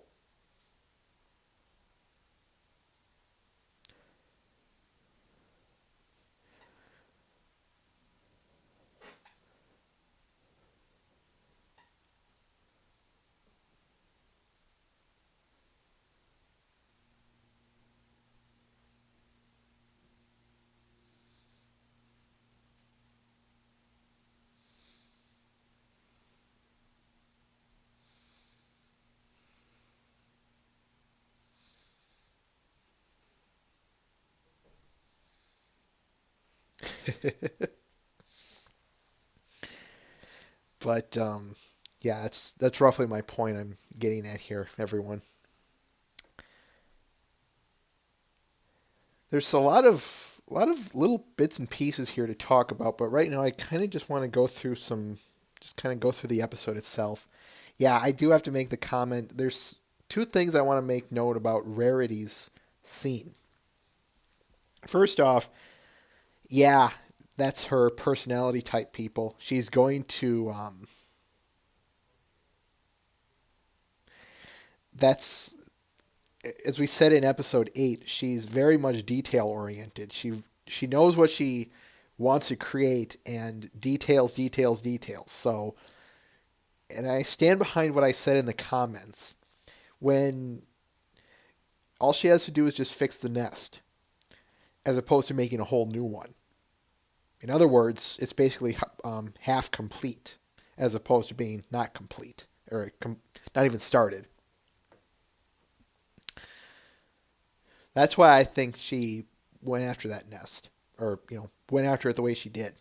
And yeah, I do have to ask: did Twilight screw up that bad that Rarity spent the entire afternoon? Um, did she spend the entire afternoon fixing that one nest because Twilight screwed up that bad, or because she was that detail oriented? Your guess is as good as mine. And heck, it even almost sounds like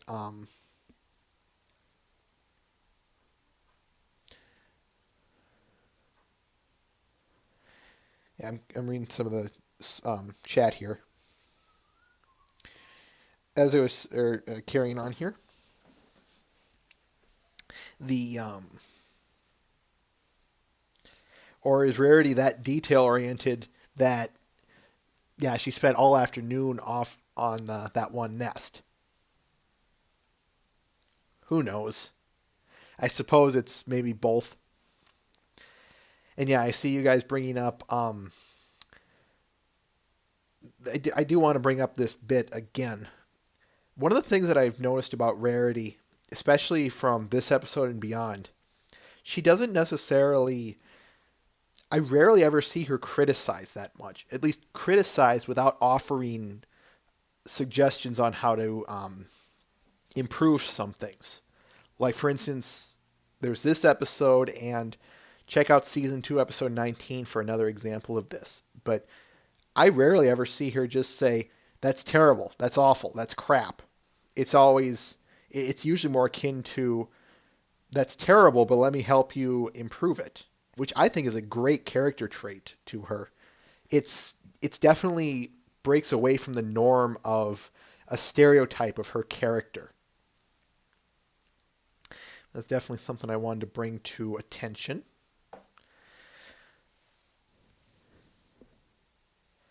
This is ironically, now that I think about it, the episode where both it has something to do with Doctor Who's and Derpy. I'm going to start with Doctor Who because I want to talk about that one. Yes, this is the episode uh, where the Doctor Who's concept took off. This is where and I'm guessing it's just because he's that prominent in the foreground. Yeah, he's been seen in the background, very very dimly lit in the second episode, in the background of the second episode, towards the very end. But oh really? There's an error. Where? Where and how so? I should ask.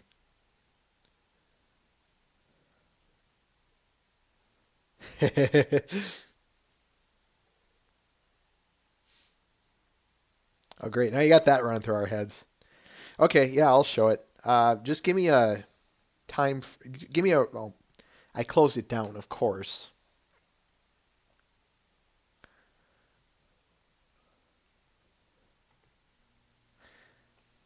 We'll take. Okay, I'll show it. Um, just pop my camera up here.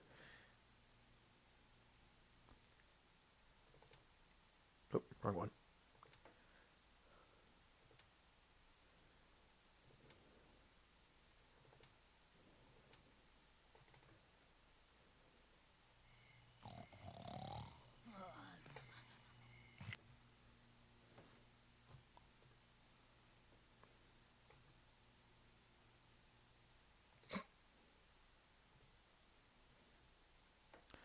Okay.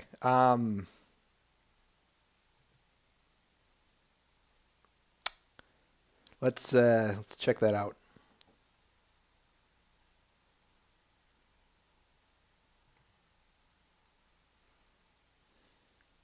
Where Robot Bob, where is it during the song, during the beginning of it, or where? Okay.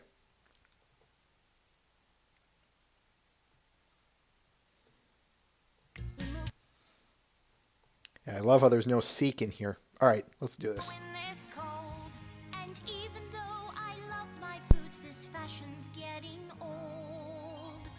The time has come to welcome spring and all things warm and green, but it's also time to say goodbye. It's winter, we must clean. How can I help but new you see? What does every pony do? How do I fit in without magic? I haven't got a clue. Winter wrap up, winter wrap up. Let's finish our holiday cheer. Winter wrap up, winter wrap up. 'Cause tomorrow spring is here. 'Cause tomorrow spring is here. Bringing home when it's cold. And even though I love my boots, this fashion's getting old. The time has come to welcome spring and all things warm and green, but it's also time to say goodbye. It's winter, we must clean. How can I help but new you see? What does every pony do? How do I fit in without magic? I haven't got a clue. Winter wrap up, winter wrap up. Let's finish our holiday cheer. Winter wrap up, winter wrap up. 'Cause tomorrow spring is here. 'Cause tomorrow spring is here.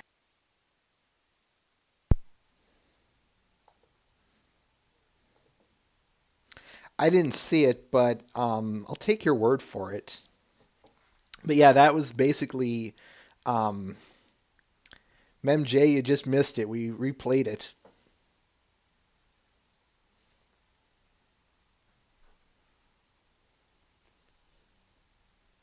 It's all right. Anyway, as I was saying, they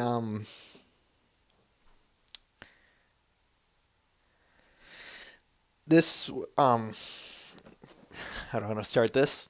Doctor Who's, of course, is based off of the BBC series Doctor Who. This Doctor Who's, and we'll see a few more incarnations, by the way, but we'll get there when we get there.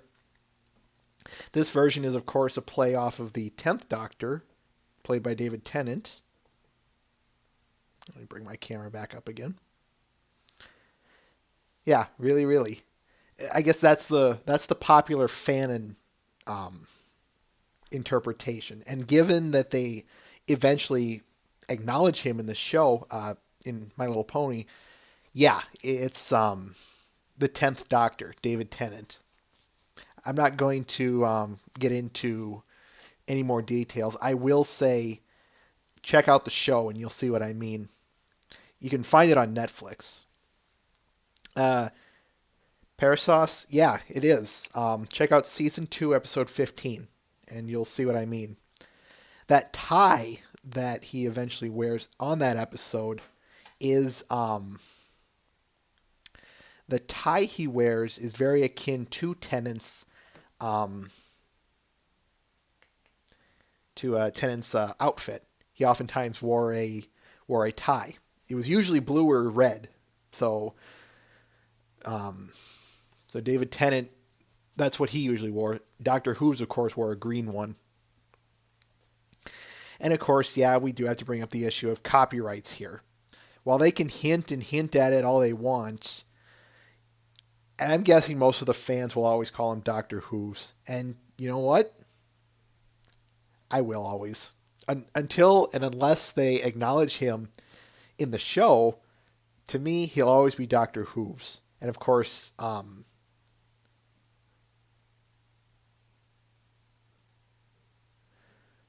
What do you mean, Mr. Ben?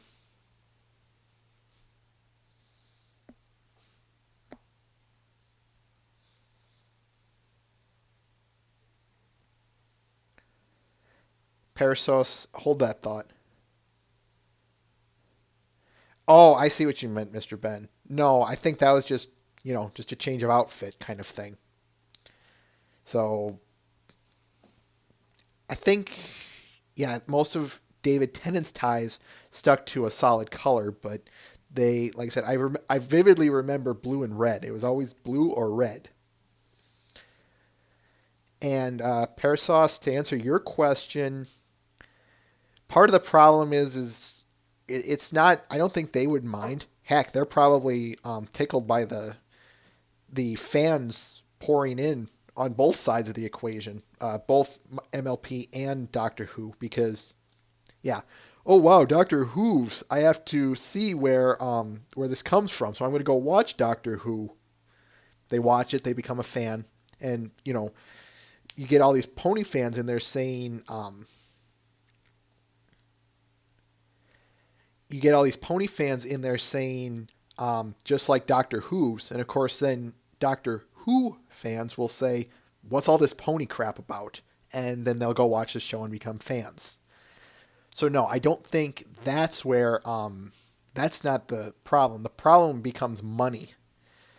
Because you start selling Doctor Who's material, any Doctor Who's material, then some of that money has to be split between rights to Doctor Who and rights to My Little Pony.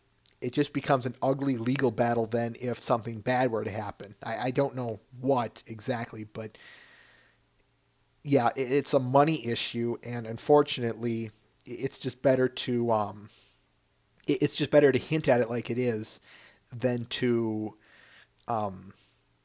say form some sort of partnership. Maybe they will. Maybe they will have something to bring to the table with these two. However, I highly doubt it. And unfortunately, the canonization we got, or the fan service we got in season 2, episode 15, is all we're going to really get. Funny, there was a poll I saw on EQD was it last week? Who would you like to see as a who would you like to see as a guest voice actor or actress on the show? First place winner was David Tennant. Second place by a very narrow margin was Lauren Faust. But yeah, David Tennant won, and yes, I would put David Tennant as Doctor Who's voice actor. But yeah, Parasos after he turns the clock or the hourglass, the big hourglass. Yeah, he turns it.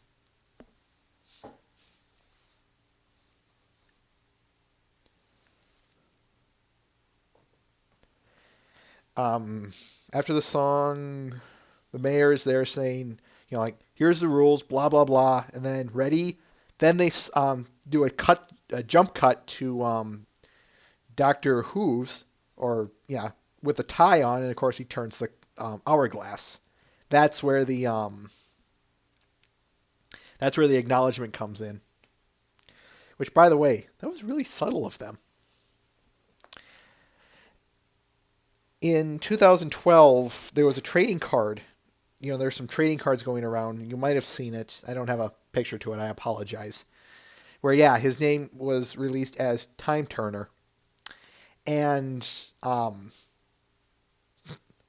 yeah, that very end line is kind of what really... How do I want to put this? It's really well done, but very... It's about as subtle as a smack to the face, but it's about as close to acknowledgement that it's a Doctor Who nod, and of course a fan nod, an older brony fan nod as consequence. But yeah, that last line. Here's the whole description. Time Turner. The pony responsible for keeping Ponyville's clocks in sync, setting the hourglass for cider competitions, S1 E15, and pretty much all things timey-wimey. Now, for those of you who have never seen Doctor Who, search the video for the episode Blink. That's series 3, episode 11. And you'll see where he says timey-wimey. Tennant says that line, timey-wimey, all throughout the series. But that's probably the most famous incident is in the episode Blink. I like the fanon interpretation of Time Turner is Doctor Who's, well, Doctor Who, but I'll say Who's for clarity's sake. He's essentially hiding his name. Again, in the Who series, he hides his name all the time. But it's usually John Smith in there. So it makes sense to me that he's hiding in Ponyville for whatever reason. And in Ponyville here, his pseudonym is Time Turner. And of course, I find that especially appropriate given that he, turns an hourglass. Robot Bob. And now let's move on to Derpy Who's Ditsy Do. As you saw in the episode, there's a Pegasus mentioned named Ditsy Do. And you have to remember, this was long before Derpy was truly, I want to say, fully acknowledged by the fans, by the show staff, by Rainbow Swag. I'm with you on that one. Derpy and Ditsy are not the same thing. Yeah, there's a lot of backstory to this, and I'm going to ask you guys first. Ditsy Do or Derpy Hooves? Which one is it?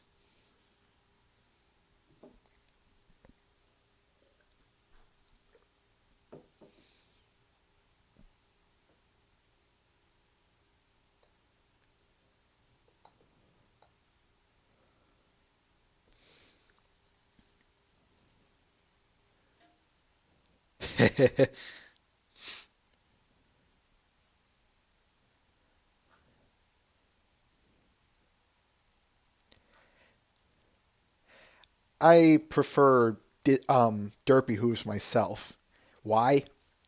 She was a completely fan-made thing, so having a fan-made name makes all the more sense to me.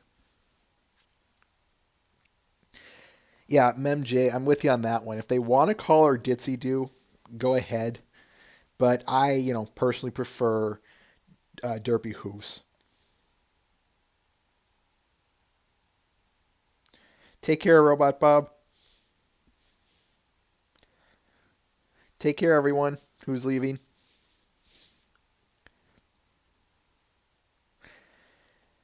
Like I said, I still stand behind the notion of Derpy Hooves is Derpy Hooves.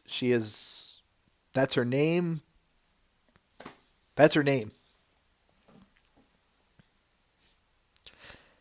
All right. Sounds like everyone's got plans here. I'm trying to wrap this up in due time. There's not much left. I promise you that. Just, as I said, Derpy Hooves to me because she was a completely fan-created thing. So I think it's more appropriate to have her with a fan-made name. And another thing I want to mention, the sole fact that they canonized, or not canonized, well, yes, they said it in Season 2, Episode 14, that it's Derpy. So it'll always be Derpy to me, no matter how much they edit it, no matter what they do,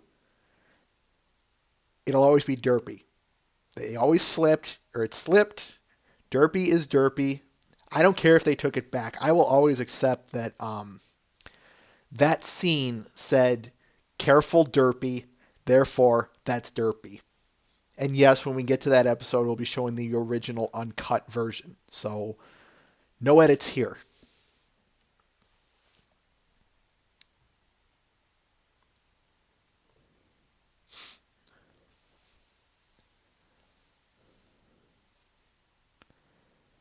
Really? Rainbow Swag, really? Huh.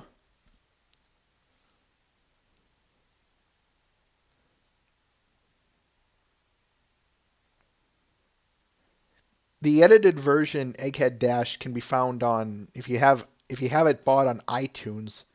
You can also Netflix too. I'm assuming you can also find it on YouTube if you search for it. Take care, Rainbow Swag.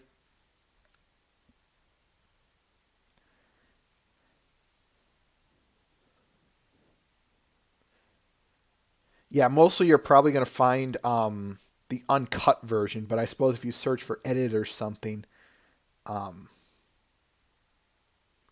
yeah, the only place you will find the unedited version is on the internet. Well, on the internet, but not like on say iTunes or Netflix. You're gonna have to search for it. When we get to that episode, I don't think so, Mr. Ben, but we'll talk about that when we get there, because the extensive research I do, I don't think they have edited any episode except 214. Anyway, like I said, we'll get there when we get there. But for now, what I want to say is when we get to season 2, episode 14, we'll talk about the edited. We'll talk about. We'll view the non-edited version, but we will have to bring up.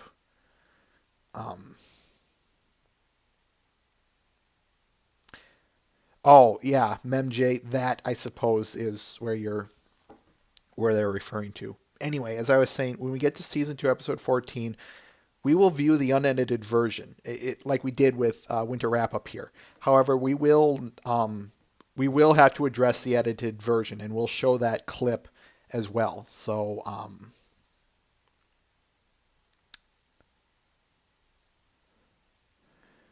yeah, what you're saying, Egghead Dash. I know in the Canadian version, they censored most of the lines in season 1, episode 25, when Pinky snaps. Seriously, look it up. Losers is censored. Well, I know losers. The word loser is censored.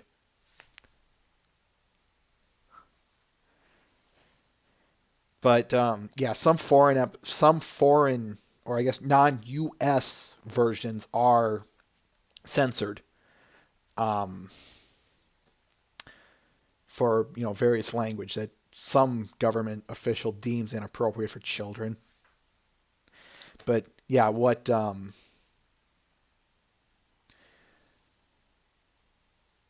Egghead Dash said. The last roundup's the only one that has been edited by the hub itself, and it has. And I'm assuming it goes out to other foreign ones they give you the edited version as well.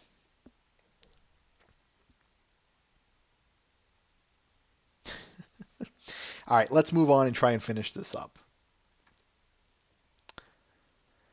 So for the rest of the episode, we see Twilight go around try and help everything. What do you guys think about that the rest of the episode? This bit anyway. Her trying to help around and whatnot.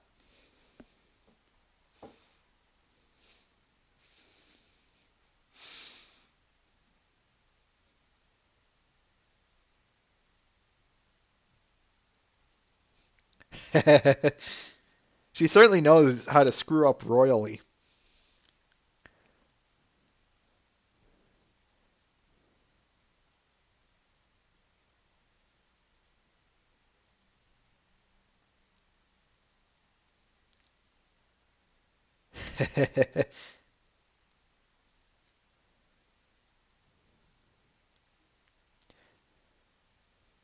Yeah, to be honest, I enjoy watching her screw up, and I'll never forget this. When I first watched this episode, When Twilight went around to wake up the snakes, I said, she's going to wake up snakes. She's going to wake up snakes. She's going to wake up snakes.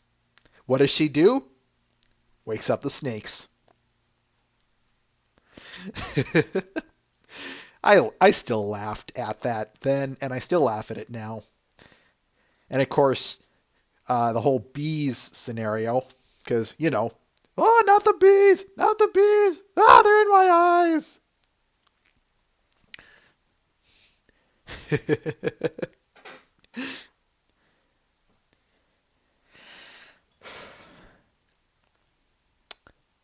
And finally, we get to, because of course, we all know the not the bees joke. And of course, because bees are angered a lot in this show, and of course, we'll see it next episode. We'll always be calling out the bees. Why? Because it's expected, and I expect it. Okay, Aggie. Moving along. We get to the end. Twilight helps to organize things. To be honest, I would I want to call that end piece where Twilight is allows her talents to show through of organization. I want to say that's cliched, but that would imply that I haven't been in those scenarios myself. I'm sure you guys can all relate that all of a sudden there's some problem of some sort with someone, and all of a sudden you just say, hey, I can help. Watch me work. So that's why MemJ, it's cliche, but it's effective as a message.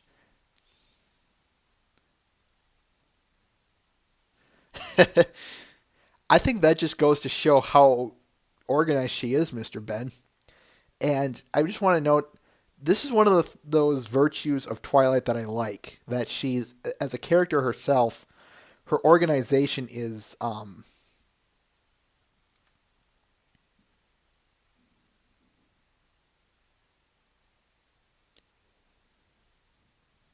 what are you talking about, pear sauce?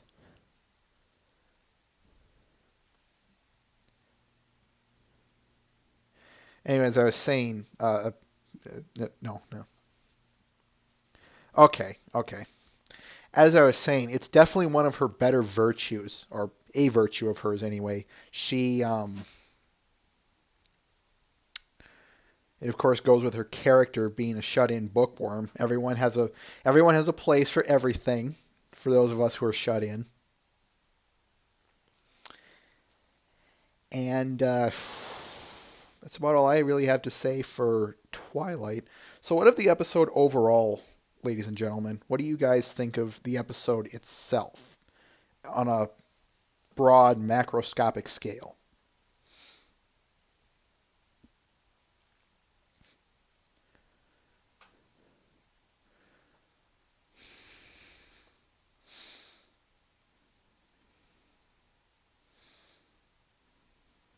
Okay. Yeah, Mr. Ben, you're hitting the nail on the head with that rating. To me, the song is the show stealer here.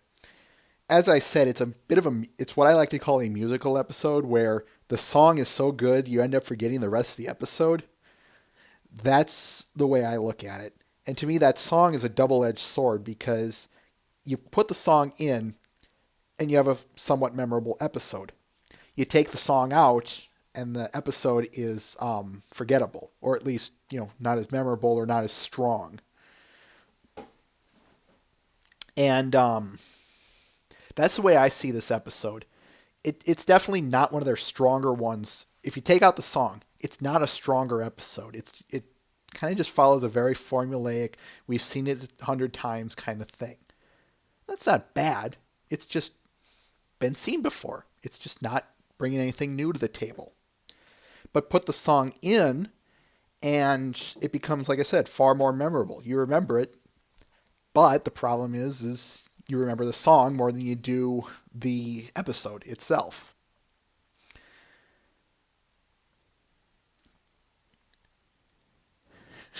I see what y'all are doing here.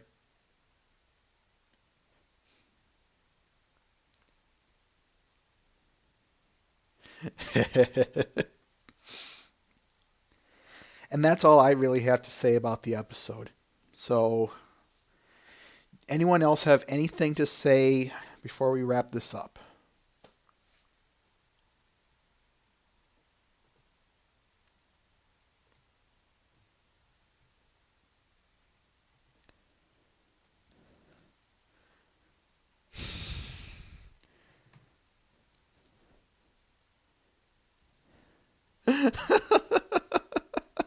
Mr. Ben, that is gold right there. I guess it's the reactions that are gold from everyone, but I don't care.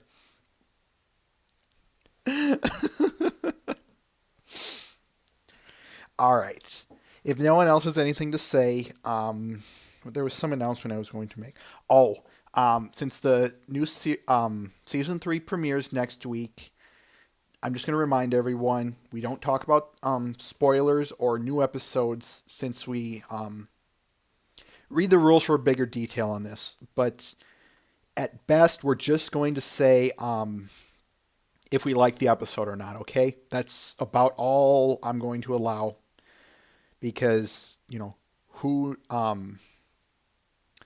everyone has seen the episode. So that's why. All right, now let's wrap this up. For Babble with Bronies, I am Everlasting Joy, and with my associate, Mr. Ben, we'd like to thank everyone for coming. Take care and have a good day, and hope you're there for the premiere next Saturday. In other words, take care.